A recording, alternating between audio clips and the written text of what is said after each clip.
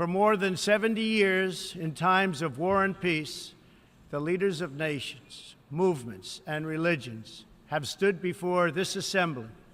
Like them, I intend to address some of the very serious threats before us today, but also the enormous potential waiting to be unleashed. We live in a time of extraordinary opportunity.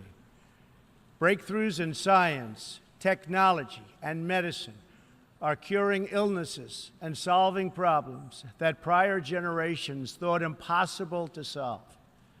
But each day also brings news of growing dangers that threaten everything we cherish and value. Terrorists and extremists have gathered strength and spread to every region of the planet.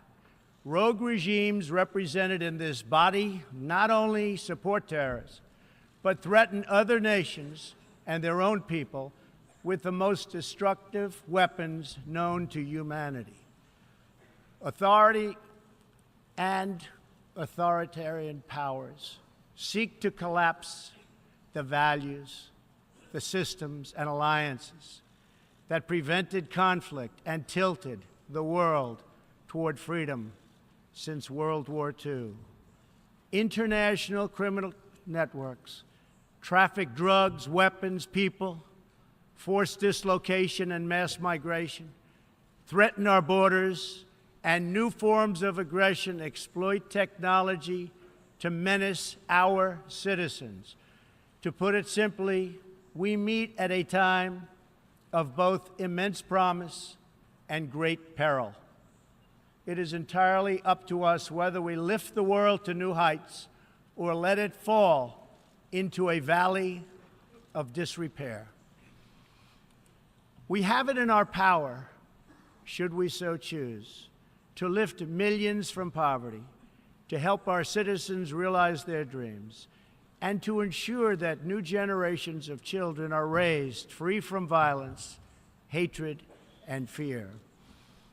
This institution was founded in the aftermath of 2 world wars to help shape this better future. It was based on the vision that diverse nations could cooperate to protect their sovereignty, preserve their security, and promote their prosperity. It was in the same period, exactly 70 years ago, that the United States developed the Marshall Plan to help restore Europe. Those 3 beautiful pillars, they're pillars of peace, sovereignty, security, and prosperity. The Marshall Plan was built on the noble idea that the whole world is safer when nations are strong, independent, and free.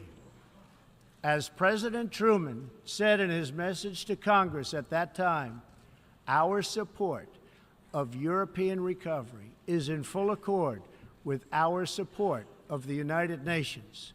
The success of the United Nations depends upon the independent strength of its members. To overcome the perils of the present and to achieve the promise of the future, we must begin with the wisdom of the past. Our success depends on a coalition of strong and independent nations that embrace their sovereignty to promote security, prosperity, and peace for themselves and for the world.